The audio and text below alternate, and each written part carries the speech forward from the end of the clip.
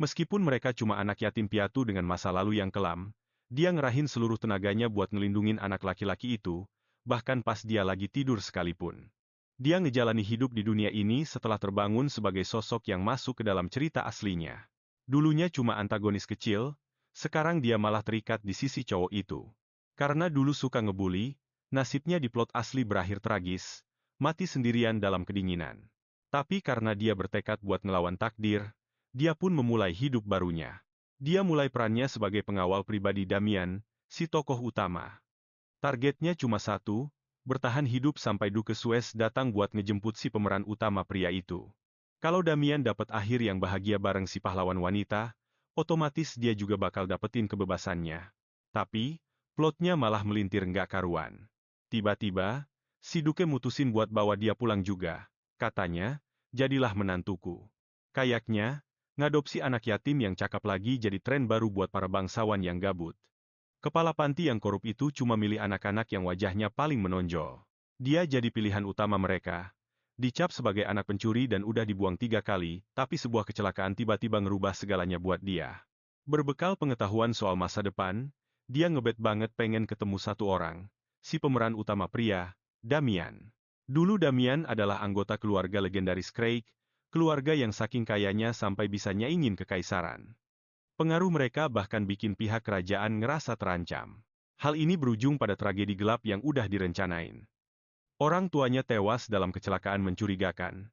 Tapi Duke Craig ternyata udah tahu kalau akhir itu bakal datang. Dia ngetitipin seluruh warisannya ke satu-satunya temennya, Duke Suez, lewat surat wasiat rahasia. Dan sekarang, perburuan buat nyari Damian pun dimulai. Hari ini adalah penampilan perdananya setelah bertahun-tahun jadi budak yang diperlakuin dengan kejam. Bocah malang itu benar-benar hancur, penuh luka, dan trauma. Tubuhnya kurus kering karena disiksa selama bertahun-tahun. Hatinya perih banget ngelihat kondisi itu. Sementara itu, kepala panti nyerahin si anak baru ke anak-anak yang lebih tua buat diajarin. Case, si tukang bully di sana, langsung maju dengan agresif buat ngeruntuhin mental si anak baru itu lagi. Di cerita aslinya, dia juga tukang bully, tapi kali ini dia justru bungkam si Case abis-abisan. Case benar-benar syok. Dia belum pernah ngelihat tatapan mata sekosong itu. Kilasan trauma masa lalunya sendiri tiba-tiba muncul, bikin dia merinding pas bel makan siang bunyi. Dia tahu neraka macam apa yang bakal dihadapi Damian, jadi dia berusaha buat sok cuek dan buang muka. Toh, dia kan tokoh utama, ya kan? Dia punya perlindungan tokoh utama. Harusnya dia bakal baik-baik aja. Dipukulin dikit mah pasti kuatlah buat bertahan hidup. Tapi badannya nggak mau dengerin logikanya. Terbayang-bayang terus sama mata kosong itu, dia mutusin buat turun tangan. Sekali ini aja, dia bakal ikut campur. Dia langsung nerobos masuk dan nemuin Damian yang udah tumbang di lantai, babak belur dan hancur. Karena ngerasa iba, dia pun ngehentiin si Case. Dia bohong kalau kepala panti lagi nyariin mereka. Case ngancem dikit sebelum akhirnya kabur bareng komplotannya. Dia buru-buru ngecek lukanya, tapi Damian malah ngusap darahnya gitu aja seolah itu bukan apa-apa. Sambil nahan Damian, dia ngeluarin salep penyembuh yang dia ambil diam-diam dari ruang kepala panti. Tapi Damian nolak. Buat apa? Nanti juga bakal robek lagi pas aku dipukulin besok. Logika pahitnya itu kerasa nyelekit banget. Dia udah belajar kalau ngelawan cuma bakal bikin dia makin disiksa. Dia lebih milih pasrah diam-diam daripada harus berontak. Meski gitu, dia tetap ninggalin salepnya di sana terus pergi. Dia pikir tahu jalan ceritanya bakal bikin dia mati rasa, tapi ngelihat penderitaannya langsung kayak gini beda banget rasanya. Hatinya benar-benar teriris. Pewaris kekayaan terbesar di kekaisaran ini malah hidup lebih parah daripada seekor anjing. Sejak kaisar ngebantai orang tuanya, dunia Damian berubah jadi mimpi buruk yang penuh dengan rantai penyiksaan. Bahkan di sini pun, pas dikelilingi tukang bully, dia milih buat diam biar keadaannya nggak makin parah. Pas jam makan malam, Damian nggak muncul. Eileen nggak bisa berhenti kepikiran kalau anak itu kelaparan. Dia nyolong beberapa potong roti buat Damian, tapi cowok itu nggak ada di mana-mana. Terus si Case muncul sambil senyum licik. Katanya dia nggak sengaja dengar kepala panti bilang kalau Damian itu dulunya budak pemburu monster. Mana mungkin tubuh sekecil itu bisa lawan monster? Kamu nggak beneran suka sama si aneh itu, kan? Dia langsung terpaku. Case itu monster yang bakal hancurin apapun yang dia suka. Obsesinya bikin dia jadi makin sadis ke siapapun yang dia peduliin. Demi ngelindungin Damian, dia maksain senyum manis, seolah Damian cuma lagi pergi ke gudang. Mungkin para staf jadi pilih kasih karena tampangnya yang cakep banget. Ternyata hak istimewa orang cakep itu beneran ada di sini. Kepala panti ngebangga-banggain kemampuan Damian ngebunuh monster setinggi langit, yang bikin si Case bener-bener kebakar cemburu. Karena pengen banget ngalahin Damian, Case sama gengnya pergi ke gudang buat nangkep basah dia. Tiba-tiba, dia teriak, "Ini buat kamu." Ego si Case langsung melambung tinggi. Mikir kalau gebetannya akhirnya merhatiin dia. Dia nggak tahu aja kalau dia lagi masuk ke jebakan maut. Mereka nerobos masuk, tapi Damian nggak ada. Malah, profesor yang nangkep basah mereka kayak pencuri, roti itu jadi bukti yang nggak bisa dibantah. Pas mereka lagi dihukum berat, dia nyelinap keluar di malam hari buat nyari si pembantai bayangan, Damian. Rumor bilang dia berburu monster dalam kegelapan total. Bahkan Sang Duke pun ragu sama kemampuan pedangnya yang legendaris itu. Gimana bisa seorang bocah sesadis itu? Simple aja. Dia nguasain pedang cuma buat bertahan hidup di jurang penderitaan yang menyesakan. Dia pikir itu cuma latar belakang cerita yang kelam. Sampai dia ngelihat Damian lagi menggigil. Pas ngelihat dia meringkuk sendirian di hutan, dia baru sadar. Ini adalah kenyataan pahit yang harus dia hadapi. Kamu bakal kedinginan. Case udah diurus, jadi ayo balik. Dia mohon supaya Damian mau balik. Tapi Damian nggak bergeming. Baginya, kedamaian itu cuma omong kosong. Paling mereka bakal. Kembalilah besok, bisiknya. Bayangan jauh lebih jujur daripada manusia. Dia sudah tenggelam dalam kegelapan begitu lama, sampai-sampai dingin yang menusuk terasa lebih aman daripada sentuhan manusia manapun. Dia bersumpah saat itu juga, tak ada yang boleh menyentuhnya. Jika mereka mencoba, dia akan melenyapkan mereka. Aku janji kamu aman sekarang. Menatap gadis itu, hati Damen yang tertutup merasakan percikan yang asing. Dia teringat salep itu dan merasakan kehangatan yang aneh. Kenapa kamu baik sekali? Karena aku mau, jawabnya. Dia menolak membiarkannya menghadapi akhir tragis kali ini. Dia mengulurkan tangannya, sebuah tali penyelamat keluar dari jurang penderitaan. Ayo pergi, waktunya makan. Damen menyambut tangan itu, melarikan diri dari bayang-bayang. Kembali ke asrama, dia memberikan kejutan yang tak terduga. Buka bajumu. Damian benar-benar kaget. Yah, gimana lagi kamu mau mandi kalau nggak telanjang? Kepala sekolah punya air panas, dan kamu itu sudah kayak es mambo.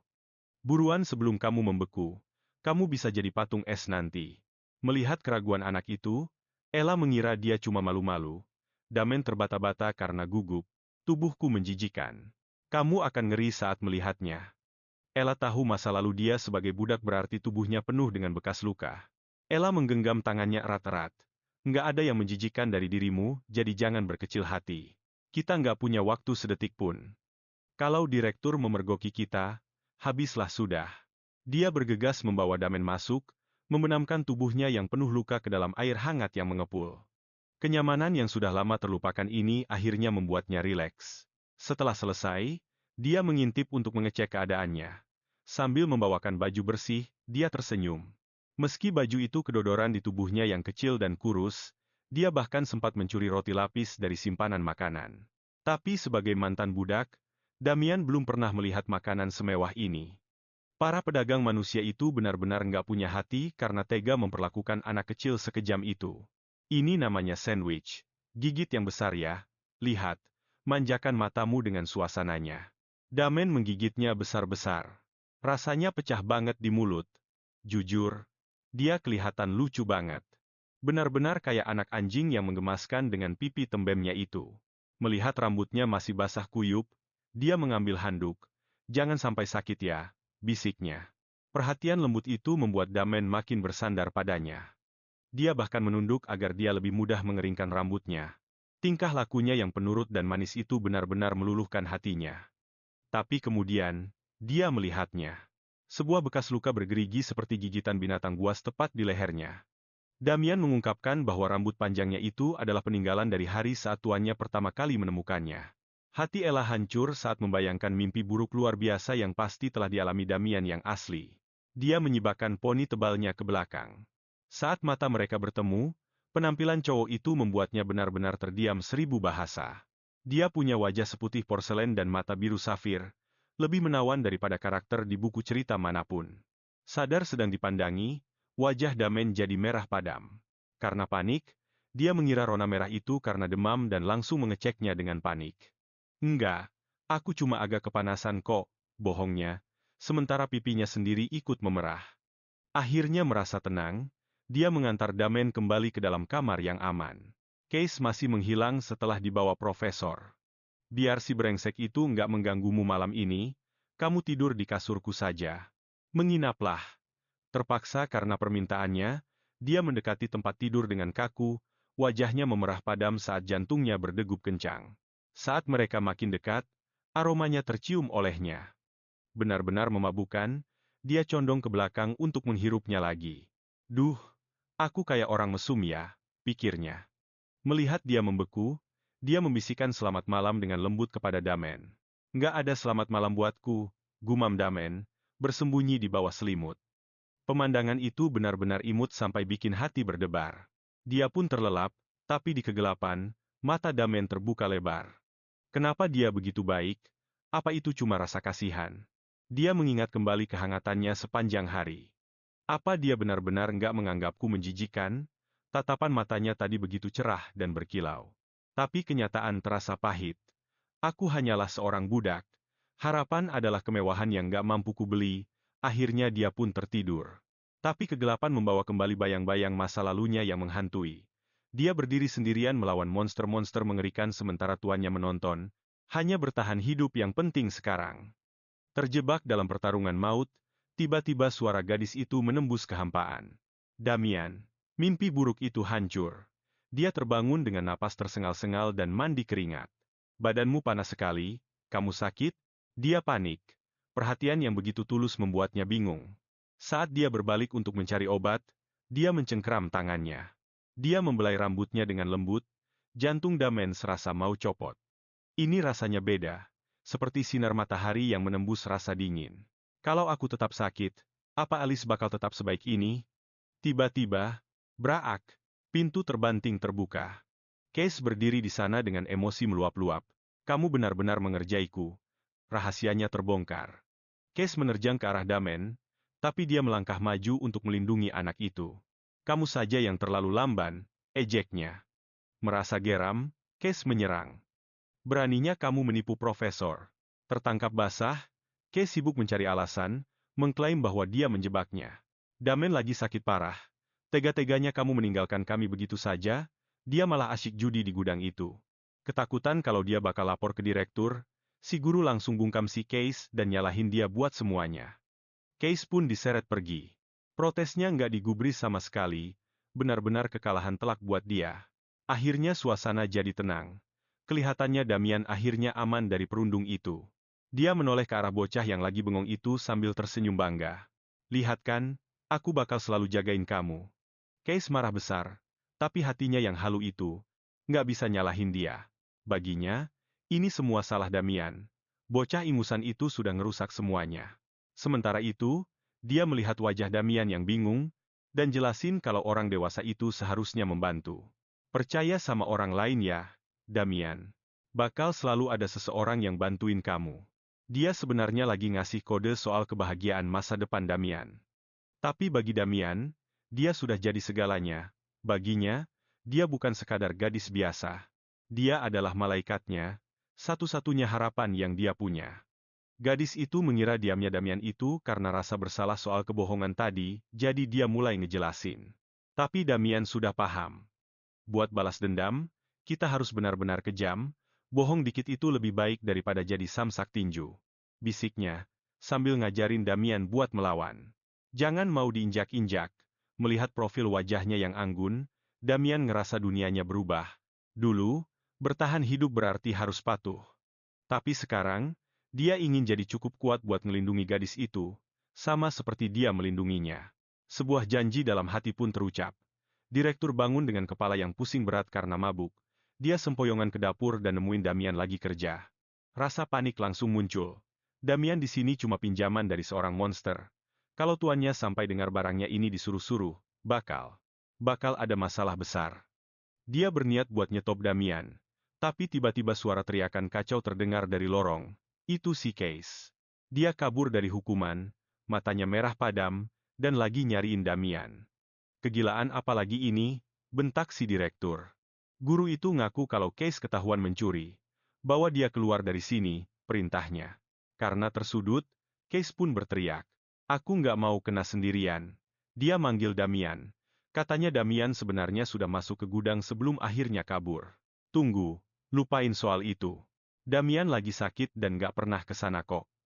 Dia terus bareng aku di ruangan, dia langsung melindungi Damian dengan kata-katanya, bikin kepala sekolah benar-benar syok sama keberaniannya, sudah 3 kali dibuang. Dia selama ini hidup seperti hantu di balik bayang-bayang. Tapi demi Damian, dia akhirnya berani bersuara. Suasananya jadi aneh banget. Kepala sekolah malas buat nyelesain keributan anak-anak itu, jadi dia lempar tanggung jawabnya ke si guru. Dia nyuruh staf buat bawa Damian pergi, tapi Damian malah nyengkeram lengan bajunya kuat-kuat seolah itu satu-satunya pegangannya. Dia nggak mau pindah, sampai akhirnya gadis itu ngelus rambutnya dengan lembut dan janji bakal balik lagi begitu shift kerjanya selesai. Baru setelah itu dia akhirnya tenang. Dengan terpaksa, Damian ngikutin si profesor, di tengah kantin yang kacau. Dia duduk meringkuk sendirian, pura-pura jadi murid yang sangat penurut. Dia kangen banget pengen dicariin sama gadis itu, dia takut sendirian. Tapi, dia juga takut kalau gadis itu bakal benci karena dia terlalu nempel dan putus asa. Begitu Ella manggil namanya, rasa sedihnya langsung hilang. Lenyap begitu saja, dia langsung megang tangan kecil Ella dan ngikutin dia kayak bayangan. Dengan malu-malu, dia minta buat duduk di sampingnya. Tapi tiba-tiba Tommy datang ngerusak suasana, benar-benar jadi pengganggu, kursi di sebelah Ella itu punyaku. Ternyata sebelum Damian datang, Tommy itu teman sebangkunya yang tetap. Damian emosi banget, siapa sih orang ini, sok asik banget. Ella cepat-cepat menengahi buat nenangin dua cowok ganteng itu. Laki-laki sejati itu selalu baik hati, kan?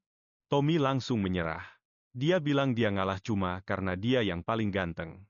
Dia ngelihat wajah muda Damian dan nganggap dia cuma anak kecil yang polos dan gak berdosa. Tiba-tiba, suara tangisan nyaring memecah ketenangan. Ternyata itu Betty. Dia nggak sengaja ngerusak bonekanya. Pas jam makan malam, Ella nyuruh mereka mulai makan duluan, sementara dia lari buat nenangin Betty. Jangan nangis ya, cuma basah sedikit kok. Nanti kakak bersihin ya, sebentar saja. Tommy berusaha mencairkan suasana dengan perkenalan yang ceria. Tapi Damian malah memberinya tatapan maut dan langsung memalingkan muka. Mengira itu cuma karena Damian malu-malu, Tommy malah pamer kalau dia itu sahabat karibnya Ella. Dia bahkan ngajakin mereka semua main bareng nanti. Tapi pas dengar kata sahabat karib, tatapan mata Damian langsung berubah dingin dan berbahaya. Tatapan Tommy pun ikut menajam, bikin suasana di ruangan itu mendadak jadi sedingin es. Tepat saat itu, Ella kembali buat ngecek makanannya, dan aura menyeramkan Damian seketika hilang, berganti jadi senyum manis yang polos banget. Dia pura-pura jadi anak penurut, mengangguk cepat sambil lahap menghabiskan makanannya. Tommy kelihatannya kayak habis lihat hantu beneran, tapi tatapan dingin Damian memaksa dia buat tetap bungkam. Dalam hati, Tommy baru menyadari satu hal, bocah ini 0% polos. Dia itu benar-benar monster. Ella benar-benar lagi dikibulin habis-habisan hari ini. Selesai mandi, Ella dengan lembut mengeringkan rambut Damian seperti biasa. Melihat wajah Damian yang manyun tapi menggemaskan, dia rasanya ingin sekali mencubit pipinya. Tapi dia panik sendiri. Kalau ada bangsawan yang lihat ketampanan bocah ini, dia pasti bakal langsung diculik. Jelas nggak boleh. Secara alur cerita, Duke Suez memang ditakdirkan buat mengadopsi Damian. Jadi sebelum takdir itu datang, Ella menyembunyikan wajah tampan Damian dan buru-buru membawanya kembali ke asrama buat tidur. Ella menunjuk sebuah tempat tidur terpisah di dekat dinding, dan bilang kalau itu adalah tempat tidur resmi Damian yang baru. Damian langsung lemas, kehilangan tempat di sisi Ella benar-benar menghancurkan hatinya saat itu juga. Dia cuma diam, menyeret dirinya ke tempat tidur kayak anak anjing yang habis diusir. Dia kelihatan sangat terpuruk dan menderita. Mengira dia cuma kelelahan, Ella pun mengucapkan salam perpisahan seperti biasanya. Mimpi indah ya, Damian. Ella. Mimpi indah juga buat kamu. Hati Ella berbunga-bunga. Akhirnya, untuk pertama kalinya, dia membisikkan namanya.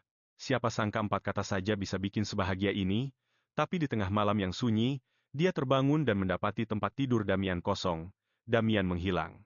Di dekatnya, Boneka Betty miliknya terasa dingin mencekam. Case sudah kembali, firasatnya berteriak ada masalah, dan benar saja. Gengnya Case lagi ngeroyok Damen, mereka haus balas dendam setelah berhari-hari menahan diri. Case mencibir, "Lu itu nggak ada artinya buat Ella." Kata-kata itu bikin tatapan Damen sedingin es. Dia menatap Case dengan tajam dan mengerikan, teringat permohonan Ella. Untuk nggak pernah menyerah lagi, dia mengepalkan tinjunya, siap untuk mengamuk. Tapi hinaan Case selanjutnya bikin dia mematung. Ella cuma kasihan sama pengecut kayak lu. Lu itu nggak spesial. Dia cuma merasa iba aja. Dunia Damian hancur seketika. Dia sudah biasa diperlakukan kasar, tapi kali ini rasanya beda. Dengar kalau dirinya nggak berharga buat Ella rasanya kayak tenggelam di lautan gelap yang dalam. Semangatnya patah dan dia berhenti melawan. Memanfaatkan kesempatan itu, Case mendorongnya ke danau. Damen membisikkan nama Ella dengan napas terakhirnya. Dalam sekejap, Ella lari ke depan dan menangkapnya. Dia melotot ke arah Case, matanya berkobar penuh amarah. "Apa-apaan sih kamu? Kamu benar-benar lagi bermain-main sama maut sekarang." Case merasa dikhianati. Ella sudah berubah total dan menolak untuk ikut-ikutan. Aksi perundungan kejamnya. Sebaliknya, perhatian baru Ella ke Damian malah memicu percikan api cemburu yang berbisa di hati Case. Amarah membutakan Case saat dia menerjang Damian dengan tinju terkepal. Secara insting, Ella pasang badan untuk melindungi anak itu. Dia menghindar dengan sempurna, membuat Case terpental jatuh ke air yang keruh, setelah memastikan Damen aman. Ella menyeretnya pergi, meninggalkan anak buah Case yang melongo nggak percaya. Damen belum pernah melihat Ella semarah ini. Apa Ella marah karena dia cuma bikin masalah? Damen mencoba melepaskan diri, tapi Ella menuntut jawaban kenapa dia nggak melawan balik. Air mata mulai menggenang di mata Damen. Dengan putus asa dia bertanya apa Ella peduli cuma karena kasihan. Dia bilang dia sudah biasa dianggap sampah. Tapi kata-katanya bikin Ella panik. Ella langsung menegaskan kalau baginya, Damen itu nggak lemah. "Kamu itu orang terkuat yang pernah aku kenal." Kuat. Kata-kata itu meruntuhkan pertahanan mentalnya, karena ini pertama kalinya ada yang memuji dia. Sadar kalau Ella nggak benci dia, trauma yang selama ini dipendam akhirnya meledak jadi tangis yang pecah. Ella berusaha keras menenangkannya, sambil membuat janji kelingking untuk tidak akan pernah merendahkannya. Sejak saat itu, Damen nggak mau melepaskan tangan Ella barang sedetik pun. Ella mendesaknya untuk berdiri tegak dan berani membela diri terhadap siapapun yang berani merundungnya. Sambil berjalan pulang, Damen teringat ramalan Ella. Seseorang akhirnya bakal datang untuk menyelamatkan nyawanya. Air mata masih mengalir di pipinya. Tapi untuk kali ini, itu adalah tangis bahagia yang tulus. Sementara itu, di sebuah ruangan yang berlumuran darah, Adipati Suez yang mengerikan. Menyarungkan pedang merahnya yang mematikan. Dia lagi memburu Damian, membantai semua sampah yang berani memberi informasi palsu. Tujuan selanjutnya, panti asuhan. Tanpa menyadari bahayanya, Damen sedang demam tinggi. Dia menyembunyikan rasa sakitnya, karena takut kalau sakit malah bakal jadi beban buat Ella. Mengenang kejadian di danau, dia sadar kalau Ella adalah malaikat pelindungnya yang nyata. Kayak anak anjing yang terluka, dia memohon untuk tidur seranjang biar mimpi buruknya hilang. Ella sempat ragu karena tempatnya sempit, tapi wajah melas Damian meluluhkan hatinya. Saat Ella setuju, pancaran cahaya. Kebahagiaan murni langsung terpancar di wajah anak itu. "Kalau tidur begini kita kelihatan kayak kakak adik beneran ya," canda Ella. Mencoba mencairkan suasana. "Aku bukan adikmu," jawabnya tegas, meskipun dia baru berumur 11 tahun sementara Ella 13 tahun. Melihat perubahan suasana hatinya yang tiba-tiba, Ella sadar dia baru saja nggak sengaja menginjak ranjau emosional. Dia pun langsung mengalihkan pembicaraan, sambil berbisik kalau tidur di sampingnya terasa sangat nyaman dan hangat. Wajah Damen langsung merah padam, dan dengan malu-malu dia menjawab, "Aku juga," sebelum akhirnya mereka tertidur bersama. Dengan Ella di sisinya, kegelapan itu sirna, berganti dengan mimpi indah tentang masa depan mereka. Tapi, pagi harinya membawa demam yang parah, suhu di termometer sudah mencapai batas maksimal, tapi Damen tetap diam saja. Ella merasa sangat bersalah, menyalahkan dirinya sendiri karena nggak menjaga kesehatan Damian dengan lebih baik. Dia menyuruhnya istirahat, dan berjanji akan segera kembali. Tepat setelah tugas-tugasnya selesai. Meski dia benci sendirian, Dia menurut karena nggak mau bikin penyelamatnya khawatir. Sambil membersihkan ruang kepala panti, Ella berencana mencuri obat untuk menyelamatkan temannya. Kepala panti itu ibarat bom waktu yang siap meledak. Karena stres memikirkan utang panti asuhan yang segunung. Matanya yang serakah tertuju pada tumpukan batu mana berharga yang bercahaya di tempat persembunyiannya. Dia benci harus menjual batu-batu itu. Sebaliknya dia malah menatap Ella dengan penuh kebencian dan mengutuk garis keturunan pencuri gadis itu. Dia berharap bisa menjual Ella untuk membayar utang-utangnya. Tiba-tiba, seorang instruktur datang membawa kabar yang mengejutkan. Adipati Suez yang berdarah dingin sedang berkunjung. Dia lagi mencari ahli warisnya yang hilang, Craig. Para bangsawan di sekitarnya pun kaku, ketakutan. Kepala panti memanfaatkan situasi kacau ini dengan menyebarkan rumor palsu kalau putra sang adipati ada di panti asuhannya. Sang adipati akan segera tiba, tapi para staf gemetar membayangkan amukannya yang sudah melegenda. Itu adalah pertaruhan gila si kepala panti. Kalau sampai adipati sadar anak itu palsu, dia bakal langsung menghabisi mereka semua saat itu juga. Dia cuma punya deskripsi yang samar, rambut hitam dan mata biru. Dia datang tanpa persiapan, tapi si kepala panti sudah mencuri dengar semuanya. Jantungnya berdegup kencang seakan mau copot. Penyelamat yang selama ini dia doakan akhirnya datang untuk menjemput Damian. Mengikuti sebuah petunjuk, sang adipati menggerebek rumah seorang bangsawan, tapi dia malah dikira mangsa kaya yang gampang dikelabui. Karena terancam mati, wanita itu akhirnya membocorkan kebenarannya. Bocah itu disembunyikan di sebuah panti asuhan terdekat. Tak lama kemudian, berbagai laporan pun membanjir. Anak itu dipastikan ada di panti asuhan suci, sebuah tempat dengan nama mulia tapi menyimpan rahasia yang sangat gelap. Tempat itu bukan sebuah perlindungan. Itu adalah kandang, pusat perdagangan anak yang kotor, yang menyamar sebagai rumah Tuhan. Sang adipati nggak mau buang waktu sedetik pun. Dia langsung menyerbu neraka itu, kesabarannya benar-benar sudah habis tak bersisa. Di balik tembok itu, si kepala panti yang licik masih nggak tahu soal badai balas dendam yang sedang menuju ke arahnya. Dia langsung panik begitu mendengar kedatangan sang adipati. Karena banyak anak yang jatuh sakit, dia nggak mau ambil risiko sang adipati melihat penelantaran yang terjadi di sana. Demi menutupi boroknya, dia menggadaikan sebuah batu mana berharga untuk membeli obat-obatan murah sebagai pajangan saja. Tapi saat dia memeriksa simpanannya, darahnya terasa membeku. Beberapa batu mana miliknya hilang secara misterius. Sementara itu, pahlawan kita tetap setia di samping Damian, berjuang menurunkan demamnya yang tinggi dengan kompres kain basah. Bahkan dalam kondisi mengigau, Damian memeganginya seolah dia adalah satu-satunya tumpuan hidup. Gadis itu membisikkan kata-kata penenang, nggak mau melepaskannya.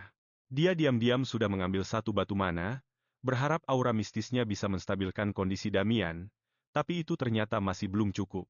Bocah malang itu menyandarkan wajahnya yang memerah ke telapak tangannya, mencari sedikit saja kehangatan dan rasa aman. Hati si gadis langsung luluh seketika. Setelah Damian akhirnya tertidur, dia menyelinap keluar untuk mengambil air segar. Tiba-tiba, sebuah bayangan muncul. Lagi apa kamu? Kepala panti mendesis. Muncul tiba-tiba entah dari mana. Si gadis memasang senyum polos yang sempurna. Damian sakit, aku cuma jagain dia. Tapi nenek sihir itu nggak percaya. Kepala panti itu menyodorkan sebuah batu mana tepat ke depan wajahnya. Kamu mencuri ini buat dia, kan? Dasar bocah nakal. Karena dia adalah seorang transmigran profesional, dia nggak gemetar sedikit pun. Dia pura-pura bodoh dan mengaku cuma menemukannya di dalam sebuah kotak. Kamu sama saja seperti ibumu yang pencuri sembur wanita itu. Hinaan itu terasa sangat menyakitkan dan benar-benar menyinggung perasaannya. Kepala panti itu mencibir dengan angkuhnya. Dia mengangkat tangannya untuk memberi pelajaran dengan tamparan keras ke wajah gadis itu. Plak, tapi tamparan itu malah mengenai Damian. Dia melompat ke depan, melindungi si gadis di detik-detik terakhir. Sentuh dia sekali lagi, dan aku nggak akan pernah memaafkanmu, geram Damian. Tatapan mematikannya benar-benar membuat wanita itu mundur ketakutan. Tiba-tiba, seorang guru masuk dengan terengah-engah, Adipati Suez sudah sampai. Dia ada di depan gerbang sekarang. Terkejut, si kepala panti langsung memerintahkan untuk mengumpulkan setiap anak berambut hitam dan bermata biru di kantor. Dia pergi dengan melontarkan ancaman terakhir, tapi gadis kita tetap teguh pada pendiriannya. Tunggu, bagaimana dengan Damian? Dia sesuai dengan deskripsinya. Kepala panti itu mengejek, menunjukkan bocah penyakitan itu ke Adipati. Apa kamu sudah gila? Damian pun pingsan karena kelelahan. Kepala panti meninggalkan mereka dengan tawa mengejek. Sambil memeluk bocah itu, si gadis bersumpah, aku akan membawamu kembali ke keluargamu. Di pintu masuk, Adipati Sues melangkah turun. Suasana seketika menjadi sangat berat karena wibawa bangsawannya yang menyesakkan. Hanya segelintir staf yang menyambutnya.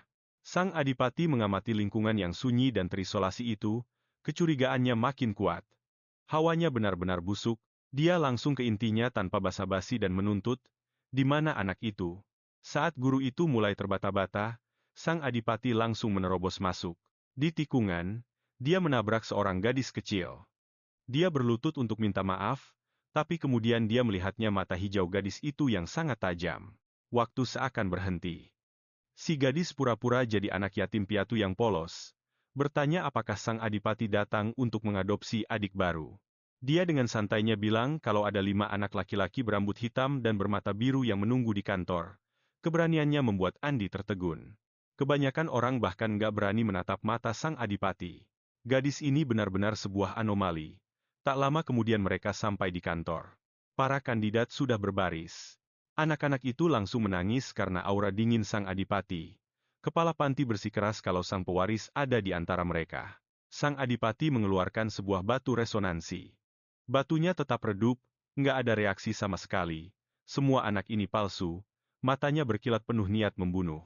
Andi, eksekusi sampah penipu ini, perintahnya sambil menunjuk si kepala panti. Wanita itu berteriak histeris dengan putus asa. Dia mengaku hanya ada 4 anak laki-laki yang sesuai kriteria. Pikiran Sang Adipati langsung teringat kembali. Gadis tadi bilang, 5. Dalam sekejap, pedangnya sudah ada di leher wanita itu. Di mana yang kelima, bentaknya. Jujur sekarang atau kepalamu melayang hari ini. Pada saat itu, jantungnya berdebar kencang. Sang Adipati akhirnya datang menjemput Damian. Tapi setelah semua waktu yang mereka habiskan bersama, perpisahan ini terasa campur aduk. Dia berbisik pada Damian, mulai sekarang, kamu nggak akan pernah menderita lagi. Bocah itu masih linglung saat sebuah sosok tinggi yang misterius melangkah masuk ke ruangan. Kehadiran Sang Adipati benar-benar membuat semua orang terpaku. Untuk pertama kalinya sejak kematian istrinya, Sang Adipati terlihat benar-benar hidup. Dia pertama kali menatap Damian yang rapuh, lalu Sang Duke menyadari kehadiran Ella. Bukankah ini gadis yang waktu itu? Tatapan tajam Sang Duke benar-benar terasa mengintimidasi. Namun secara insting, Damian berusaha keras melindungi Ella dari bahaya. Meski gemetar, dia menggeram, kalau kau berani menyentuh Ella, kau akan membayarnya, tak peduli siapapun kau sebenarnya. Tiba-tiba, batu mana itu meledak, lonjakan energi yang sangat besar memancar keluar. Sang Duke pun yakin kalau anak ini benar-benar putra dari Craig. Tanpa peringatan, Damian langsung ambruk. Tubuhnya sudah mencapai batas maksimal dalam sekejap karena kekuatan yang luar biasa itu. Sang Duke menjelaskan kalau mananya sedang menstabilkan diri, membentuk wadah yang lebih kuat untuk kekuatan anak itu di masa depan. Ella pun memegang dahi Damian. Demamnya sudah turun. Sekarang saatnya Sang Duke menyelesaikan urusan dengan mereka. Dia menyudutkan para staf, menuntut penjelasan kenapa anak itu sampai ditelantarkan. Mereka lari ketakutan untuk mencari kepala panti. Melihat hal itu, Ella sadar kalau aura Sang Duke memang semengerikan yang digambarkan dalam novel-novel legendaris. Sang Duke memperhatikan Ella yang merawat Damian, merasa kalau gadis itu seolah-olah sudah menduga kedatangannya yang megah ini. Sadar kalau Sang Duke terlalu cerdas untuk dibohongi, Ella memilih kata-katanya dengan sangat hati-hati untuk menjelaskan situasinya. Dia mengaku kalau dia tidak sengaja mendengar rahasia kepala panti. Berbohong soal anak-anak itu memang sudah direncanakan, kan? Dan dia pun mengakuinya. Kenapa tidak langsung membawa Damian saja? Ella punya rencana. Dia ingin Sang Duke menyaksikan sendiri realita gelap di panti asuhan ini. Kondisi mengerikan di sana tidak bisa dibantah lagi. Anak-anak dipaksa bekerja bagai budak, sementara orang-orang dewasa mengabaikan kebutuhan dasar mereka. Para guru sibuk berjudi sambil menelantarkan para yatim piatu. Tatapan mata Ella yang tajam dan penuh tekad terasa sangat akrab bagi Sang Duke. Sang Duke terdiam sejenak, lalu menatap kepala panti yang gemetaran. Aku akan membawa anak ini pulang sekarang juga. Dia kemudian melirik ke arah Ella. Aku juga akan mengadopsinya sebagai calon menantuku. Ella mematung. Ini benar-benar plot twist yang luar biasa. Padahal seharusnya istri masa depan Damen itu orang lain. Damen menggumamkan nama Ella dalam tidurnya. Ella tahu kalau anak itu akan merasa sangat kehilangan tanpa kehadirannya. Pikiran untuk tetap bersama membawa kebahagiaan. Tapi sang kepala panti menolak membiarkan Ella pergi begitu saja. Takut Ella akan membongkar semua penyiksaan itu, sang kepala panti memutuskan untuk menyerang reputasi Ella. Dia pun membeberkan rahasia Ella. Gadis ini hanyalah putri dari seorang pencuri rendah. Ibunya adalah kriminal yang menjarah kediaman Ashmore. Ternyata, ibu Ella adalah pencuri hantu legendaris yang pernah menyusup ke istana kekaisaran. Dia mencuri harta karun sang kaisar sendiri. Dia berhasil lolos dari penangkapan selama bertahun-tahun sebelum akhirnya tersudut di kediaman sang kaun dan meninggal di sana. Sang kepala panti mati-matian mencoba meyakinkan sang duke kalau Ella sudah tercemar oleh garis keturunannya. Tapi sang duke tidak peduli. Sejak kapan kau berani mengaturku? Tiba-tiba, dia berlutut di depan gadis kecil itu. Pilihan ada di tanganmu. Ikutlah denganku. Ella punya satu syarat, pecat semua guru di tempat ini. Jika dia pergi sekarang, anak-anak yang lain akan terus menderita. Dia menuntut keadilan bagi anak-anak tak berdosa yang tertinggal di neraka ini. Dia ingin pengasuh sungguhan, bukan monster. Anak-anak yatim piatu ini bukanlah barang dagangan untuk mencari keuntungan. Sang duke mengabulkan permintaannya tanpa ragu sedikit pun. Sang kepala panti panik luar biasa saat diseret pergi untuk menghadapi pengadilan terakhirnya. Ketegasan sang duke benar-benar mengagumkan. Dia kembali mengulurkan tangannya pada Ella. Maukah kau ikut denganku? Iya, bisik Ella. Tetap bersama Damen terasa seperti satu-satunya perlindungan baginya. Dia akan melindungi Damen sampai sosok kekasih sejatinya muncul di masa depan nanti. Setelah semuanya beres, dia mengemasi barang-barangnya yang sedikit itu, siap untuk memulai hidup baru. Melihat ke belakang, dia merasa sangat lega. Anak-anak itu akhirnya bisa hidup dengan tenang dan nyaman. Para yatim piatu yang selama ini dia asuh pun berkumpul. Mereka datang untuk mengucapkan selamat tinggal dengan penuh air mata dan ketulusan. Melihat senyum murni Ella, rasa curiga yang tersisa di hati sang duke akhirnya sirna sepenuhnya. Apa dia mata-mata kaisar? Mungkin saja. Tapi kasih sayangnya yang tulus pada anak-anak itu tidak bisa dipungkiri. Rasa deja vu yang mengganggu itu menghantuinya lagi. Tepat saat itu, sang duke melihat Damen. Anak itu ternyata sedang bersembunyi di balik pohon, matanya berkilat dengan kecurigaan dingin pada pria ini. Kenapa membawa kami berdua? Sembur Damen. Apa sebenarnya tujuanmu di sini? Sang duke bertujuan untuk mengembalikan hak lahir Damen sebagai pewaris keluarga Craig. Sudah waktunya untuk mengambil kembali segalanya. Dia terlihat seperti anak harimau yang liar sekarang, tapi dengan kekuatan, dia akhirnya bisa melindungi orang-orang yang dia cintai. Ella pun berjanji untuk tetap berada di sisinya selamanya. Kau harus memperlakukannya dengan baik, geram Damen. Jangan ada pekerjaan rumah, jangan ada kerja paksa, titik. Sang Duk berdiri terpaku, benar-benar terkejut dengan keberanian bocah itu. Apa aku terlihat seperti monster? Kalau kau menyakitinya, aku akan membuatmu membayarnya, desis Damen. Dia pun pergi begitu saja, meninggalkan sang duke yang sedang menahan amarah. Bocah ini benar-benar jiplakan ayahnya. Lembut pada kawan, tapi bisa menjadi binatang buas yang ganas di depan lawan. Bagaimana mungkin garis keturunan mereka bisa sekuat ini? Kereta kuda terus melaju sementara pasangan yang kelelahan itu tertidur lelap. Tiba-tiba, suara aneh terdengar dari luar. Dia tersentak bangun dan melihat sekawanan burung gagak hinggap seperti pertanda buruk di dahan pohon yang kering kerontang. Aura berat yang menyesakkan memenuhi udara. Dia menggigil saat suasana terasa semakin mencekam dan gelap. Apa monster sudah sampai ke tempat ini? Seekor gagak mematuk kaca jendela, tatapannya yang tajam terkunci pada mata Ella. Kereta itu akhirnya berhenti. Kereta itu berhenti di depan sebuah kastel kolosal yang sangat menakjubkan. Benar-benar megah. Tapi burung-burung hitam itu terus saja terbang berputar-putar di atas sana. Di atas sana, pelayan yang menunggu di gerbang menghela napas panjang. Kabar tentang menantu perempuan yang muncul tiba-tiba ini jelas banget bikin dia kesal. Dia merasakan perihnya penolakan yang sudah nggak asing lagi baginya. Dia ingat saat adopsi terakhirnya dulu, bagaimana senyum palsu mereka tiba-tiba berubah jadi topeng rasa jijik yang luar biasa. Anak pencuri cemooh mereka saat itu, tapi sekarang dia ada di sini demi Damian. Mentalnya sudah sekeras baja, dia sudah tahan banting. Nada bicara pelayan itu berubah. Maafkan saya, tapi saya belum menyiapkan pelayan pribadi khusus untuk nona muda. Aku bisa urus diriku sendiri kok, sahutnya ceria. Dia benar-benar nggak mau dianggap jadi beban oleh siapapun. Seorang asisten lalu memberitahu sang adipati. Kalau seluruh keluarga besar dan para pelayan sudah berkumpul, berita kepulangan Damian sudah menyebar luas secepat kilat. Reuni keluarga ini nggak bakal berjalan damai. Membangun ikatan yang tulus bakal butuh waktu selamanya. Untuk saat ini, sang adipati justru membawa pulang badai ke rumah ini. Kerabat dan pelayan yang serakah itu pasti bakal mencoba menghambat pertumbuhan Damian. Tapi dia nggak akan membiarkan itu terjadi. Saat melangkah masuk ke kamarnya, dia terperangah. Dekorasi yang berkilauan, ukiran emas yang indah, dan kasur empuk yang sangat besar. Inilah definisi kekayaan yang sesungguhnya. Dia menoleh dan mendapati 4 pelayan berdiri tegak menyambutnya. Rowena, sang kepala pelayan, melangkah maju. Tuan Muda Damian sedang sibuk, kami di sini untuk melayani Anda. 3 pelayan lainnya membungkuk dengan ramah. Dengan gugup, dia membalas sapaan itu dengan membungkuk kecil yang sopan.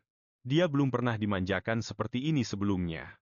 Rasanya aneh, bahkan hampir membuatnya kewalahan, tapi air mandi sudah memanggil-manggil. Para pelayan itu langsung gemas melihat keimutannya.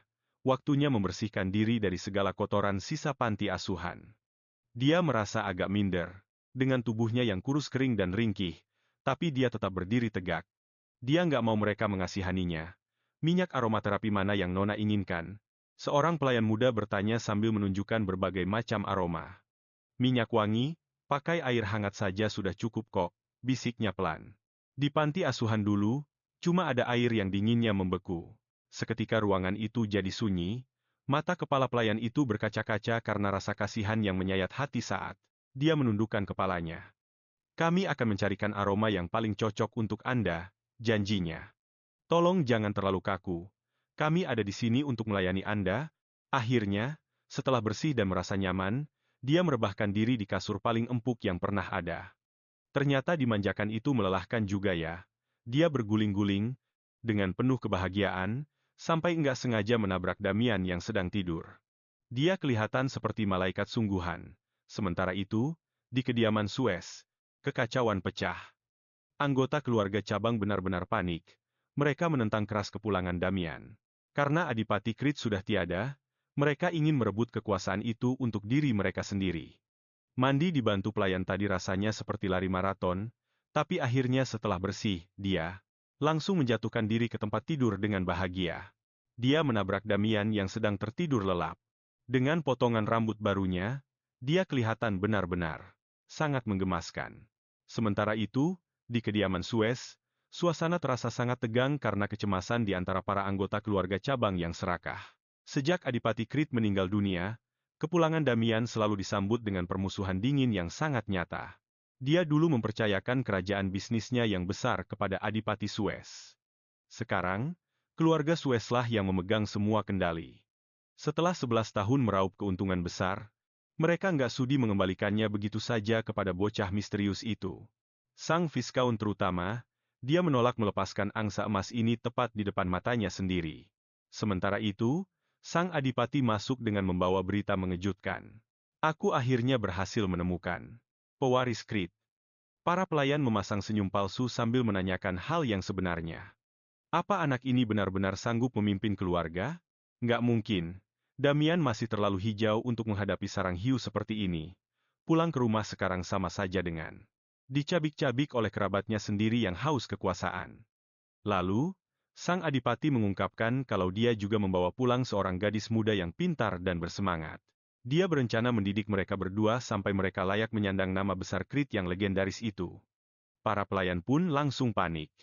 Kenapa harus membesarkan saingan mereka sendiri? Tapi tekad baja sang adipati nggak tergoyahkan. Keputusan adopsi sudah bulat, dan rencana pernikahan di masa depan adalah tujuan akhirnya. Sang adipati punya rencana rahasia. Dia ingin kendali penuh atas semua bisnisnya. Para burung bangkai ini bakal melakukan apa saja untuk mengusir Damian, atau mereka akan memaksa pernikahan dengan keluarga mereka sendiri.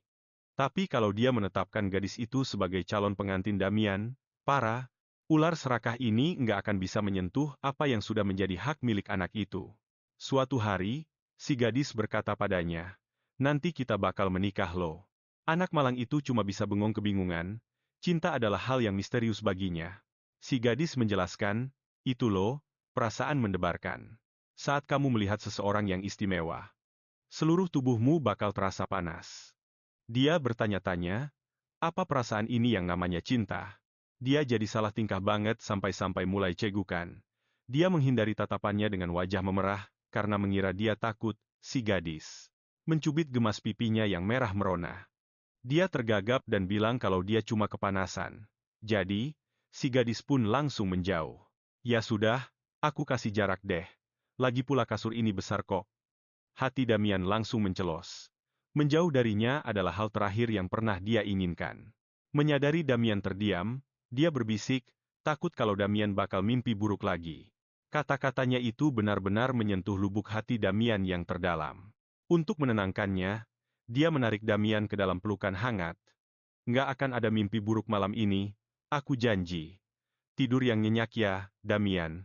Di bawah langit berbintang yang indah, mereka berdua meringkuk bersama dalam keheningan yang damai. Tapi bayangan-bayangan gelap mulai bergerak. Mata-mata sang Viskaun berhasil membongkar sebuah rahasia. Ternyata, Ibu Ella adalah seorang pencuri kekaisaran yang sangat terkenal. Dia sudah menjarah harta karun kaisar, gumamnya sambil menyeringai. Seorang bocah misterius dan anak perempuan pencuri rendahan. Sempurna. Kenapa anak-anak ingusan ini mewarisi konsorsium raksasa yang sudah aku bangun dan kelola bertahun-tahun? Singkirkan saja dulu anak perempuan itu. Saat rencana jahat mulai disusun, cahaya pagi sudah masuk ke kamar Ella lebih awal. Dia pun langsung dibawa pergi untuk dandan. Hari ini adalah pertemuan besar dengan para tetua dan staf. Mengenakan gaun merah muda lembut, dia benar-benar terlihat cantik luar biasa seperti bidadari. Para pelayan pun langsung jatuh hati padanya, bahkan mereka sendiri sampai terpana melihatnya. Bagi Ella, dimanjakan seperti ini jauh lebih melelahkan daripada kerja keras beneran. Dia pun terkapar di sofa sambil menunggu Damian. Tiba-tiba, pintu terbuka lebar. Sang Viskaun sudah datang. Dengan kasar dia mengabaikan gangguan para pelayan dan memaksa masuk. Dengan seringai penuh hinaan, hawa keberadaannya benar-benar menunjukkan kesombongan yang luar biasa. Ella bisa langsung merasakan niat busuk pria itu. Namun dengan wajah yang tetap tenang tanpa celah, dia menyapa pria itu dengan anggun. Sang Viskaun bilang kalau dia datang untuk memberikan sebuah hadiah. Dia memilihkan hadiah legendaris untuk Nona Ella. Sebuah batu mana elit yang tak ternilai harganya yang dikenal sebagai Blue Hope. Permata terkutuk ini adalah senjata pamungkas Viskaun untuk menjebak Ella, dengan memanfaatkan reputasinya sebagai anak seorang pencuri. Rencana jahatnya adalah merekayasa sebuah kejahatan untuk disaksikan semua orang. Dia pun langsung menyuruh kepala pelayan untuk pergi. Begitu memastikan mereka cuma berdua, topeng bangsawan Viscount akhirnya lepas. Jangan melotot terus, ejeknya kasar. Harta ini sama sekali tidak pantas untuk orang rendahan sepertimu. Ella pun terdiam. Aku sudah tahu kalau kebaikanmu itu cuma bohong besar, pikirnya. Tapi dia malah terkekeh, berlagak dermawan padahal sedang menghina keberadaan Ella. Dia memaksa Ella untuk melihat kilauan dari permata itu. Setelah menyerahkannya pada pelayan di dekat sana dan menghilang dalam kegelapan, Ella benar-benar merasa bingung dan tidak siap. Tiba-tiba, si kepala pelayan kembali dan mengumumkan kalau sudah waktunya bagi mereka untuk berangkat. Saat dia sedang bersiap-siap untuk pergi, pelayan dari Viscount mulai mendekat. Dia punya satu misi gelap, yaitu mencari momen yang tepat untuk beraksi. Tugasnya cukup sederhana. Masukkan batu mana itu ke dalam saku Ella dan hancurkan masa depannya sebagai seorang pencuri. Pelayan itu menggenggam permata itu erat-erat, mencari alasan cepat saat dia mendekat. Dia pura-pura tersandung dan menubruk ke depan. Demi memasukkan batu itu ke saku si gadis secara diam-diam, aktingnya benar-benar sempurna, benar-benar sebuah pertunjukan yang layak dapat piala Oscar. Tanpa tahu ada jebakan, si kepala pelayan hanya bertanya apa dia baik-baik saja. Ella pun tetap bersikap tenang. Berlagak seolah tidak terjadi apa-apa, dia bertanya santai pada pelayan yang jatuh tadi apakah dia terluka. Dia bahkan membantu membersihkan debu di bajunya. Setelah rapi, mereka pun menuju ke aula untuk perkenalan resminya. Aku Ella, ucapnya dengan tegas. Tapi mereka malah mengejeknya karena dia hanyalah rakyat jelata tanpa nama. Damian benar-benar marah besar. Sang Duke langsung menahannya sebelum dia meledak. Lebih baik tidak cari perhatian dan hindari masalah. Sang Viscount datang terlambat, dan langsung pamer soal batu mananya. Tiba-tiba, si pelayan berbisik, permatanya hilang. Fishchaun pun berteriak histeris, tentu saja itu cuma akting yang sudah direncanakan. Semua orang menoleh saat pelayan itu berbohong, mengklaim kalau Ella tidak pernah mengembalikan batu itu setelah melihatnya. Dia menjebak Ella atas pencurian. Viscount langsung mengambil kesempatan ini untuk membongkar masa lalu kelam Ella. Dia mengungkap kalau ibu Ella adalah seorang pencuri terkenal. Seketika, ruangan itu penuh dengan bisik-bisik yang menghakimi. Mereka tidak bisa menerima kehadiran anak seorang pencuri. Tapi sang duke langsung tahu kalau ini semua hanyalah rekayasa. Pertunjukan yang menarik, pikirnya. Tiba-tiba, Viscount menjadi agresif dan menuntut penggeledahan seluruh tubuh. Dia ingin menangkap Ella basah-basahan. Ella tampak gemetaran, bersumpah kalau dia tidak mencuri apapun. Tapi Viscount tidak mau dengar, dia merasa bicara saja tidak ada gunanya. Ella akhirnya setuju untuk digeledah. Kalau batunya tidak ada, Anda harus minta maaf, tuntutnya. Dia pun memberi kode pada pelayannya untuk mulai menggeledah Ella. Tapi mereka tidak menemukan apa-apa. Si pelayan pun mulai panik. Dia yakin 100% kalau dia sudah menaruh batu itu. Dia lapor ke Viscount kalau tidak menemukan apa-apa, yang membuat pria itu mengamuk. Dia menggeledah Ella sendiri, tapi tetap tidak ada permata itu. Orang-orang pun mulai berbisik, ragu jangan-jangan tuduhan itu memang cuma bohong belaka. Dia hilang kendali, mencengkeram gadis itu dengan kasar dan berteriak memaksanya untuk memberitahu di mana tempat persembunyiannya. Damian maju untuk menyelamatkannya, tapi sang duke lebih dulu menangkap tangan Viscount. Apa-apaan yang Anda lakukan ini? Sekarang malah Anda yang terlihat mencurigakan, kata sang duke, sambil memerintahkan penggeledahan pada si Viscount. Dia malah tertawa, sangat percaya diri. Tiba-tiba, dia terdiam 1000 bahasa. Permata itu ada di sakunya sendiri. Dia teriak-teriak histeris bilang kalau dia tidak bersalah. Dia tidak tahu bagaimana hal itu bisa terjadi. Tanpa sadar Ella sudah mempermainkannya, karena Ella sudah merasakan permata yang ditaruh pelayan tadi. Saat pelayan itu jatuh tadi, Ella diam-diam mengambilnya kembali.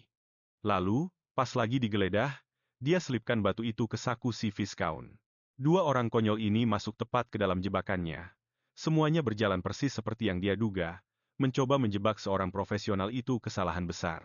Sang Viscount dan pelayannya pun berakhir dengan tragis. Ella benci melihatnya, tapi dia memang harus bersikap kejam.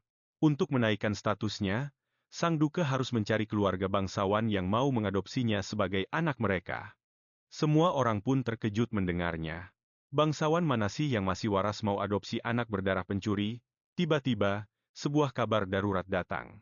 Kondisi kesehatan Nyonya Amanda memburuk drastis secara mendadak. Sang baron pun panik. Dia langsung berpamitan dan bergegas pulang. Dia ingin segera berada di samping istrinya. Ella merasa nama itu sangat akrab di telinganya. Dia ingat kalau keluarga Amanda memiliki sebuah tambang mineral khusus. Biji tambang itu bisa ditempa menjadi pedang legendaris. Di cerita aslinya, Damen menggunakan salah satunya untuk memenangkan peperangan. Senjata berarti kekuatan. Tanpa ragu, Ella langsung memilih keluarga Amanda, tapi sang duke memberinya sebuah peringatan. Trik-trik kecilmu itu tidak akan mempan pada sang baron, katanya. Ella tersentak. Apa sang duke sudah melihat semuanya? Apa dia tahu bagaimana cara Ella memanfaatkan sang Viscount? Kalau iya, kenapa dia tidak membongkarnya? Apa karena kemampuannya membuat Ella jadi berguna? Cuma sang dukelah satu-satunya orang yang mengakui bakatnya. Aku akan membuktikan kalau aku berharga, sumpah Ella dalam hati. Beberapa hari kemudian, mereka sedang bermain di taman. Ella dan Damen berada di dalam rumah kaca. Damen langsung terpukau saat melihat bunga dandelion. Dia memanggil Ella dengan mata berbinar. Ella, lihat deh, bunga-bunga ini cocok banget sama warna rambutmu. Ella tersenyum sambil menunjuk ke arah bunga-bunga biru, dan bunga ini cocok banget sama matamu. Cantik sekali, bukan? Damen tersenyum tulus menatapnya. Ella berjanji padanya kalau setelah adopsi pun, dia akan tetap berada di sana. Sebuah janji suci pun terucap. Mereka tidak akan pernah terpisahkan. Damen akhirnya bisa merasa tenang, senyum polosnya terpancar penuh kebahagiaan. Karena sekolah akan dimulai besok, mereka menghabiskan hari ini dengan bermain sepuasnya, bahkan sampai main petak umpet yang seru banget. Tapi waktu terus berjalan. Senja pun segera turun, hal itu membuat mereka berdua ngos-ngosan dan kelelahan setelah asyik bermain. Saat mereka hendak kembali, terdengar suara gemerisik yang aneh dari arah hutan. Tiba-tiba, sebuah bayangan raksasa yang besar menghalangi jalan mereka. Ella langsung melindungi Damen, tapi ternyata tidak ada monster yang muncul. Malah ada seorang wanita yang sedang duduk gemetaran tidak terkendali di atas tanah. Orang asing itu terus meracau kalau dia kedinginan. Sadar kalau wanita itu tidak terlihat seperti pelayan, karakter utama kita pun mendekat. Rencananya simpel saja, menuntun wanita malang itu kembali ke tempat yang aman di rumah kaca dan taman. Tapi baru satu sentuhan saja, Ella langsung merinding. Tubuh wanita itu sedingin es dan terasa sangat rapuh. Salah langkah sedikit saja bisa berakibat fatal. Dengan lembut, Ella menanyakan nama wanita itu, tapi orang asing itu hanya balik menatap dengan kebingungan yang sangat menyesakkan hati. Sebuah kesadaran menghantamnya seperti kilat. Ini adalah penyakit Ramana, sebuah kondisi kejam di mana ingatan perlahan-lahan memudar. Ini adalah jalan tragis menuju kepikunan yang tidak ada obatnya. Pelan tapi pasti, sosok yang kamu kenal akan menghilang begitu saja. Ella menyampirkan syalnya ke bahu wanita itu, sambil membisikkan soal surga bunga yang hangat di dekat sini untuk menenangkannya. Karena penasaran, wanita itu membiarkan mereka menuntunnya kembali. Begitu sampai di dalam rumah kaca, dia akhirnya tampak mulai tenang. Namun, ingatannya soal hutan tadi tetap kosong sama sekali. Baru saja dia berusaha menyebutkan namanya, sebuah bayangan muncul. Suara pria yang panik memecah keheningan. Pierre, gimana kamu bisa sampai ke sini? Aku sudah mencarimu kemana-mana. Ella menoleh dan melihat Baron Amanda berlari ke arah mereka. Ini bukan sembarang orang. Ternyata dia adalah Baroness Pierre sendiri. Pierre pun meminta maaf karena telah tersesat. Kata-kata sang Baron terdengar kasar, tapi nadanya menunjukkan kasih sayang yang sangat dalam. Kemudian tatapannya beralih ke karakter utama kita, dan langsung berubah jadi sedingin es. Aku tidak tahu apa yang sedang kamu rencanakan, desisnya. Tapi jangan pernah berani menggunakan penyakit istriku untuk permainan licikmu itu. Tuduhan itu terasa sangat menyakitkan. Padahal Ella hanya ingin menolong. Sang Baron benar-benar salah paham dengan niat baiknya. Namun, Damen tidak akan membiarkan walinya dihina seperti itu. Bicara yang sopan sama dia, bentak Damen. Perlindungan sengit yang tiba-tiba itu membuat sang Baron benar-benar kaget. Ella pun panik. Di cerita aslinya, Baron inilah yang akan menjadi mentor bagi Damen. Kalau sekarang dia bersikap tidak sopan, hal itu bisa menghancurkan masa depannya. Ella pun buru-buru menarik Damen mundur, mendesaknya agar segera tenang. Melihat bocah itu mengikuti perintah Ella dengan begitu mudahnya, sang Baron hanya mendengus. Kamu benar-benar ahli dalam memanipulasi orang ya? Sampai bisa memenangkan hati seorang anak kecil. Jangan harap aku akan mengadopsimu. Jauhi istriku. Setelah memberi peringatan itu, dia pun pergi berlalu. Ella hanya bisa terpaku diam. Kebencian sang Baron begitu kuat, dan jika dendam itu sampai berimbas pada Damen, itu adalah hal yang benar-benar tidak bisa diterima. Ella pelan-pelan memberitahu Damen agar tidak bersikap terlalu galak seperti tadi. Tapi bocah itu benar-benar bingung dengan teguran Ella. Dia kan sudah jahat sama kakak. Jadi dia jahat juga sama aku. Apa aku salah kalau membela kakak? Melihat ekspresi wajahnya yang melas seperti anak anjing, Ella jadi tidak tega untuk bersikap tegas. Damen kan baru saja belajar bagaimana cara peduli pada orang lain. Ella tidak boleh menghancurkan perkembangan itu, mengubah nada bicaranya, Ella pun tersenyum lebar. Sebenarnya, Damen, kamu hebat banget kok tadi. Wajahnya langsung ceria seketika. Dia hanya butuh bantuan untuk memahami perasaan yang rumit ini. Dia butuh bimbingan yang selama ini tidak pernah dia dapatkan. Supaya tetap aman, Ella menambahkan satu syarat. Lain kali kalau aku bilang berhenti, kamu harus dengerin ya. Damen mengangguk dengan penuh semangat. Kesetiaan polosnya membuat dia jadi makin berharga di mata Ella. Tiba-tiba, seorang pelayan datang berlari sambil memanggil nama mereka. Ternyata bantuan kepada wanita tadi telah menyebabkan kesalahpahaman besar yang sangat kacau. Bahkan para staf pun memperingatkan Ella untuk menjaga jarak. Sang Barones itu sulit ditebak dan benar-benar tidak bisa diprediksi. Siapa yang tahu apa yang akan dia lakukan saat dia kehilangan akal sehatnya? Bisik pelayan itu, terlihat jelas kalau dia sangat ketakutan. Rasa penasaran pun muncul. Ella bertanya soal penyakit yang diderita sang Barones. Katanya, Pierre itu sangat sehat saat masih muda. Tapi setelah melahirkan, kesehatannya langsung menurun drastis dan sangat memprihatinkan. Spiral, karakter utama kita, ngerasain kekhawatiran yang mendalam, penyakit itu emang gak ada obatnya. Malam itu, Sang Baron mondar-mandir dengan perasaan frustrasi. Gimana caranya dia terus-terusan kabur dari penjaga?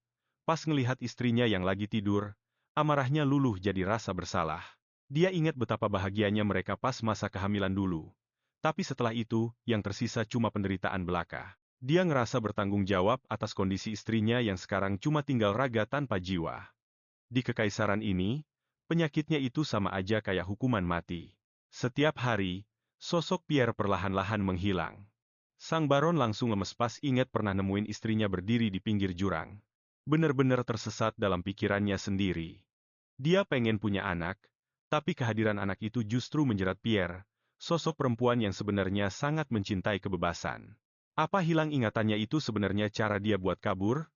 Pas ngelihat raut kesedihan di wajah suaminya, Pierre pun mengulurkan tangan.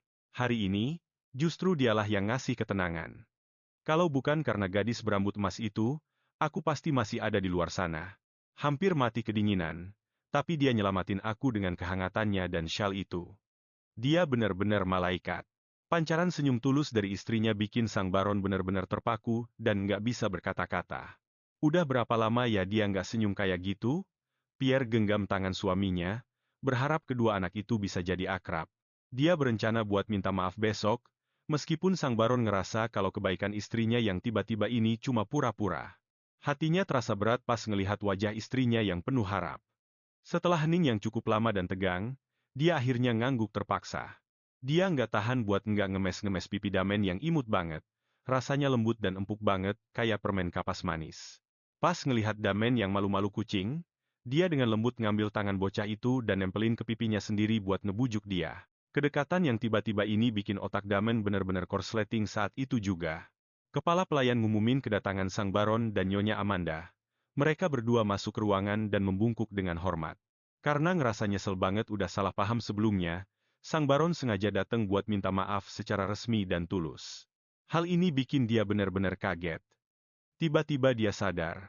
Alasan sebenarnya kenapa Sang Baron terobsesi banget sama mineral-mineral itu. Dia benar-benar putus asa pengen nyari obat buat istrinya. Kalau dia bisa sedikit ngeringin beban pikiran itu, semuanya pasti bakal berubah. Apa dia bisa nyelesain pedang Damen lebih cepat? Dia nerima permintaan maaf Sang Baron, tapi setelah itu dia malah ngajuin permintaan yang cukup berani. Saya dengar kalau mereka yang menderita penyakit roman itu gampang banget ngerasain kebingungan mental yang parah. Suara berisik cuma bakal bikin dia makin takut, Baron. Jadi tolong, saya mohon jangan lagi marah-marah di depan istri Anda. Dia tulus banget seneng jalan-jalan sama Nyonya Amanda. Lagi pula, dia baru aja sampai di sini dan cuma punya Damen sebagai temennya. Karena Damen bakal segera sibuk sama latihan pedang, dia berharap kehadiran sang Nyonya bisa ngilangin rasa bosen yang mulai muncul. 3 kali pertemuan dalam seminggu bakal sempurna banget. Rencana rahasianya adalah biar sang Baron fokus sepenuhnya ke tambang itu. Dia butuh pedang itu selesai lebih awal. Tapi sang Nyonya takut kalau penyakitnya cuma bakal jadi beban berat buat dia. Tapi, setelah ngelihat permohonan yang tulus dari gadis itu, sang Nyonya pun tersenyum bahagia. Sore itu, mereka ngeteh bareng di rumah kaca yang asri. Dia ceritain perjalanan hidupnya sampai bisa nyampe ke benteng sang adipati. Pas denger masa lalunya yang tragis, hati sang barones hancur banget. Dia genggam tangan gadis itu sambil berbisik, kamu udah bertahan melewati banyak penderitaan. Kebaikan kayak gini terasa asing banget buat dia. Meskipun dia berusaha buat tetap tegar, perlakuan hangat itu berhasil ngeruntuhin tembok es di hatinya. Senyum tipis muncul di bibirnya. Nggak semuanya buruk kok.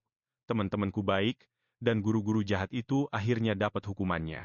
Keadilan sang adipati ya, gumam sang Nyonya.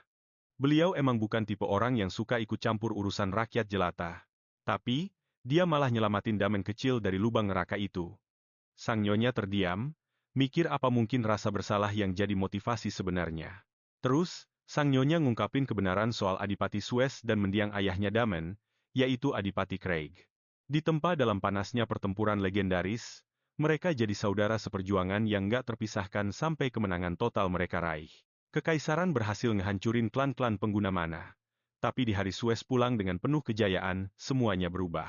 Dia datang bareng Julia, salah satu penyintas klan yang misterius. Jadi gini, ada kutukan kegelapan yang udah lama banget ngehantuin garis keturunan Suez. Kutukan itu bisa bikin orang jadi gila. Tapi mana milik Julia itu satu-satunya obatnya. Singkat cerita, mereka jatuh cinta dan akhirnya menikah. Tapi kekuatan sebesar itu ada harganya. 3 tahun kemudian, sang adipati pergi berperang buat ngancurin kutukan itu selamanya. Julia meninggal dunia, dan itu bikin sang adipati benar-benar hancur. Dia nutup rapat hatinya dan mutusin semua hubungan dengan dunia luar. Cuma Adipati Craig yang gak mau nyerah dan terus-terusan kirim surat. 2 tahun kemudian, Damen lahir, dan Craig langsung ngasih kabar. Kabar bahagia ini ngebawa semangat hidup lagi buat sang adipati, sampai akhirnya dia buka lagi gerbang kastilnya, tapi malah petaka datang. Pas lagi dalam perjalanan buat nemuin sang adipati, pembunuh bayaran kaisar ngebantai pasangan Craig itu. Nggak ada yang selamat dari serangan dadakan itu. Akhirnya, rasa bersalah sang adipati masuk akal juga. Dia nyalahin dirinya sendiri karena udah ngundang mereka ke gerbang maut. Kalau aja dia tetap mengurung diri, mereka pasti masih hidup sekarang. Karena pernah ngerasain kehilangan segalanya, gadis itu bisa ngerasain beban yang begitu berat. Takut kalau dia udah bikin gadis itu ketakutan, sang nyonya pun dengan lembut ngusap rambutnya. Dia pun mengalihkan pembicaraan.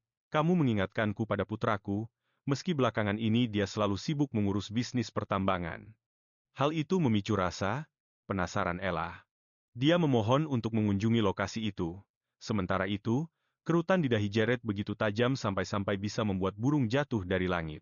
Dia telah menemukan biji misterius baru, tapi tidak bisa mengungkap rahasianya. Dia merasa payah dan benar-benar tidak berguna. Dia bahkan tidak bisa menghibur ibunya yang sedang sakit. Tiba-tiba, sang baron datang, menghentikan pikiran negatifnya yang makin kalut. Saat ditanya soal status proyeknya, kebuntuan Jared sudah menjelaskan segalanya. Ayahnya pun mencoba untuk mencairkan suasana. Santai saja dulu, saran sang baron, tapi Jared membalas dengan ketus dan berjanji akan bekerja 2 kali lebih keras. Sang baron terpaku, kata-kata penghiburnya tertahan di tenggorokan. Saat berbalik, dia hampir saja menabrak gadis kecil itu. Dia terkejut melihat mereka ada di sana. Istrinya tahu kalau suaminya itu pasti akan marah besar karena mereka masuk ke tempat yang kacau seperti ini. Tempat ini sangat berbahaya, tapi sang istri bersikeras ingin menemui putranya saat itu juga. Mata wanita itu pun tertuju pada sebuah pedang pendek yang berkilau. Sambil menjulurkan tangan, dia menatap Jared dengan tatapan memelas yang sangat menggemaskan. Boleh ya? Tapi Jared langsung menolaknya mentah-mentah. Jangan, itu terlalu tajam. Kegembiraannya pun hilang, berganti dengan wajah cemberut. Melihat kekecewaannya, Jared merasa bersalah. Tunggu, gumamnya. Ada sesuatu yang lain yang ingin aku tunjukkan padamu. Sang baron mencoba untuk ikut campur, tapi istrinya langsung menghalanginya. Jared mengeluarkan sebuah monokel batu mana yang misterius. Coba pakai ini, ajaknya. Seketika, rasa pusing yang hebat langsung menyerangnya. Tapi dengan menyipitkan satu mata, itu cukup membantu. Melihat interaksi ceria mereka, sang nyonya tersenyum dan berpikir, seperti inilah rasanya jika punya seorang cucu perempuan. Tiba-tiba, dia melihat kristal biru yang bercahaya. Jared melompat ke depan, berteriak agar dia tidak menyentuh biji mematikan itu. Benda itu akan mengeras saat bersentuhan dengan manusia, menyatu dengan kulit dan mengeluarkan racun aneh yang berbahaya. Ketakutan pun mulai menyelimutinya. Itu persis seperti monster dari masa lalunya. Sekali saja benda itu menyentuhmu, maka akan menempel selamanya. Kata-katanya pun memicu sebuah ingatan. Jared teringat pernah melihat kengerian ini di masa-masa awal saat dia masih menjadi ksatria pemula. Dia hampir saja menyentuh batu serupa di pinggir jalan. Sampai akhirnya seseorang memperingatkannya kalau itu adalah pemangsa yang hidup dan bernapas. Mereka bersinar untuk memancing korbannya. Begitu kamu menyentuhnya, tidak ada jalan keluar dari cengkeraman parasit mereka. Mereka bahkan bisa masuk dan bersarang di dalam daging manusia. Kenyataan mengerikan ini memicu perdebatan sengit antara ayah dan anak itu. Ella tersenyum bangga. Pengetahuan kunonya ternyata sangat berguna. Mereka akhirnya menyadari apa sebenarnya tambang ini. Benar-benar sarang monster. Sekarang mereka tinggal memikirkan cara mengubah monster-monster ini menjadi senjata. Saat dia sedang asyik melamun, sang nyonya datang untuk mengantarnya kembali. Meski tanpa banyak bicara, melihat Jared saja sudah cukup. Hanya dengan melihatnya saja sudah cukup bagi wanita itu. Sang nyonya merasakan rasa syukur yang mendalam. Gadis ini benar-benar penyelamat hidupnya. Dia bukan sekadar istri yang suportif. Dia benar-benar malaikat pelindung bagi keluarganya. Setelah pengarahan terbaru dari pelayan tentang Ella. Sang duke menyadari kalau gadis ini sangat cerdik dan mengerikan. Tiba-tiba, sang pelayan menunjukkan mahakarya terbaru sang baron. Tapi bahannya sangat tidak lazim. Seekor monster yang menyamar jadi biji tambang. Sang duke merasa terkesan, tapi sang pelayan memberikan semua pujian itu kepada Ella. Komentar spontannya lah yang akhirnya membuat sang baron sadar akan kenyataan itu, bahwa mineral tersebut sebenarnya adalah monster yang hidup. Kenyataan ini mengejutkan sang baron dan membuat sang duke termenung. Awalnya dia curiga kalau Ella adalah mata-mata yang dikirim untuk memancing Damian ke tangan kaisar. Jika dia benar-benar mata-mata kekaisaran, sang duke harus bertindak. Tapi kenapa pikiran itu terasa menyakitkan? Dia tahu risikonya, namun membayangkan pengkhianatan Ella saja sudah terasa sangat menyesakan. Klik. Sang pelayan langsung menghunus pedangnya seketika. Hanya untuk menemukan Ella yang berdiri di depan pintu.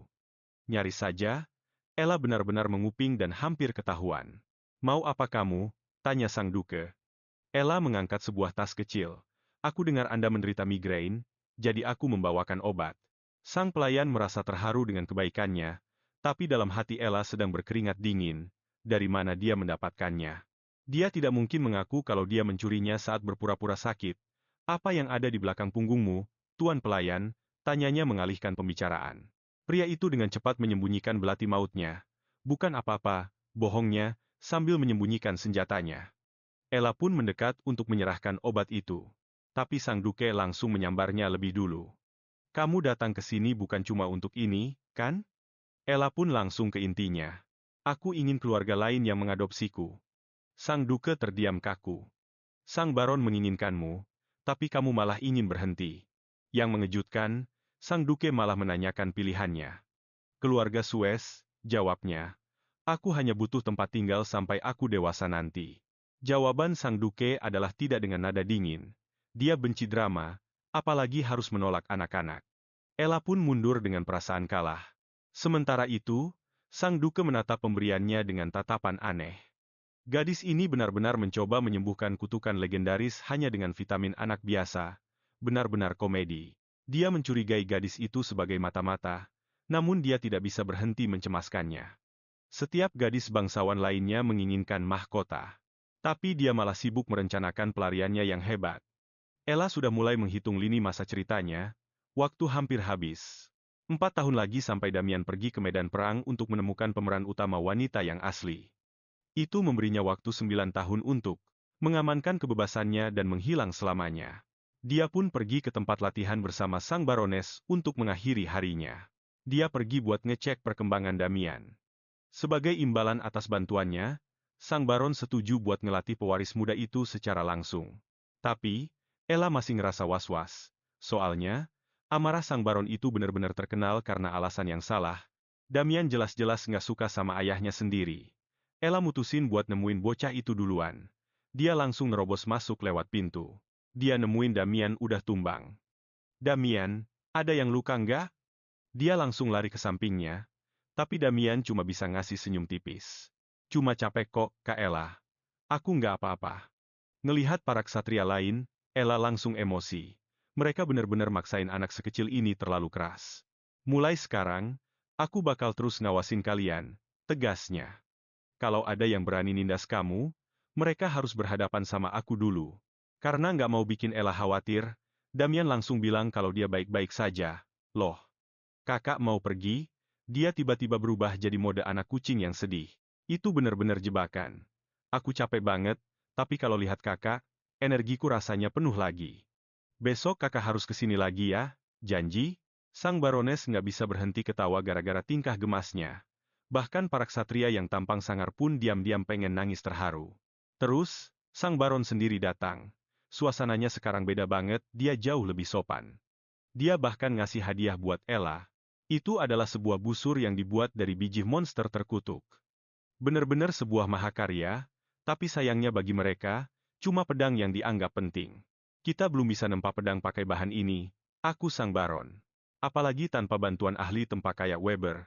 Weber bisa nyulap biji ini jadi pedang penghancur dunia. Jiwa eksentrik itu kabarnya sudah hampir buta dan penglihatannya makin parah. Dia keras kepala banget dan nolak bantuan medis. Ella punya banyak pertanyaan di kepalanya, tapi dia mutusin buat nahan diri. Kalau nanya lebih jauh, bisa-bisa dia dicurigai. Lagi pula, Sang Baron nggak bakal ngebocorin rahasia lagi hari ini. Dia harus nyari tahu soal Weber sendirian. Sementara itu, latihan keras antara Baron dan Damian akhirnya dimulai. Pas Ella mau pergi, Damian malah ngintilin dari belakang. Dia nolak latihan sama Baron yang galak itu. Dia emang pendendam sama siapapun yang nggak bersikap baik sama dia. Sifat kekanak-kanakannya itu jujur aja kerasa lucu. Pengabdiannya yang tulus benar-benar nyentuh hati Ella sampai dia nggak bisa ngomong apa-apa. Dia pelan-pelan nenangin Damian dan bilang kalau semuanya bakal baik-baik saja. Baron itu bisa diandalin dan bakal bantu dia jadi lebih kuat. Damian nelan omongan Ella mentah-mentah kayak sabda Tuhan. Kepatuhannya benar-benar bikin gemas, tapi Ella tiba-tiba teringat sama masa lalunya yang tragis. Ketidakadilan yang dia alami benar-benar bikin hati Ella hancur. Tapi kalau Damian bisa ngebangkitin kekuatan aslinya, semuanya pasti bakal berubah. Kalau dia berhasil dapat rasa hormat dari keluarga Suez, nggak bakal ada yang berani nyentuh dia lagi. Percikan api pun mulai berterbangan selama duel mereka. Tiba-tiba sang kepala pelayan jalan ke lapangan latihan buat ngecek perkembangan Damian. Betapa kagetnya dia pas ngelihat Damian ternyata hebat banget. Ella pamerin hadiah dari Baron, sebuah busur yang dibuat dari mineral monster langka. Dia pengen nunjukin kalau Baron itu sebenarnya punya sisi baik. Tapi reaksi sang kepala pelayan bener-bener dingin. Ternyata, dia juga punya hadiah sendiri buat dikasih. Bener-bener waktu yang salah banget. Di balik punggungnya, ada busur yang sama yang udah disiapin Damian khusus buat dia. Sang Baron bener-bener udah duluan. Duel pun berhenti seketika. Damian kelihatan kesulitan dan Ella hampir saja lari buat bantuin. Dia nahan diri. Damian butuh ini.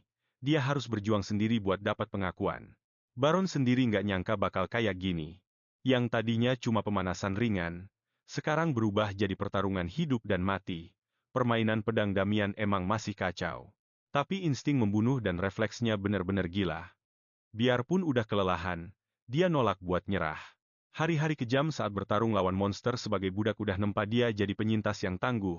Damian jatuh tersandung karena nahan sakit. Tapi tatapannya tetap tertuju tajam ke arah Baron. Seranganmu cuma gaya-gayaan, ejek sang Baron, tapi pedang itu nggak bakal bisa ngelindungin satu nyawa pun. Karena kepancing provokasi itu, Damian berdiri dengan kaki gemetaran, matanya membara dengan jiwa petarung yang murni. Tekadnya kerasa banget, tapi dalam sekejap, sang Baron mementalkan pedangnya sampai terbang ke udara. Cukup buat hari ini. Istirahat sana. Tubuhmu itu isinya cuma kelemahan doang. Kamu nggak punya kesempatan buat menang sekarang. Ngelihat kekalahan diam-diam Damian, Ella ngepalin tangannya kuat-kuat. Sang Baron sempat ngelihat raut kecemasan di wajahnya. Akhirnya, dia paham maksud sebenarnya sang Duke ngirim Ella ke sini. Ella takut Damian bakal hancur dan pengen banget nenangin dia. Tapi mata Damian gak kelihatan hancur sama sekali. Aku bakal kuasain pedang ini. Aku bakal jadi versi terkuat dari diriku sendiri. Awalnya kaget, tapi akhirnya dia bisa senyum lega. Damian gak butuh dikasihani. Dia punya satu tujuan pasti. Damian pengen kekuatan buat ngelindungin orang-orang tersayangnya. Ella ngingetin dia buat makan yang benar dan jangan milih-milih makanan. Tubuh yang sehat bisa ngelawan 17 preman sekaligus. Mereka jalan bareng di tengah salju yang mulai turun. Damian dengan lucunya niruin uap napas Ella yang kedinginan. Dia benar-benar ngegemesin sampai Ella rasanya pengen nyubit pipinya. Tiba-tiba, si pelayan ngehentiin mereka. Hidungnya yang tajam nyium bau busuk kematian yang menyengat di udara. Dia nuntun mereka ke sebuah danau merah darah. Ini adalah danau merah, sebuah jebakan maut.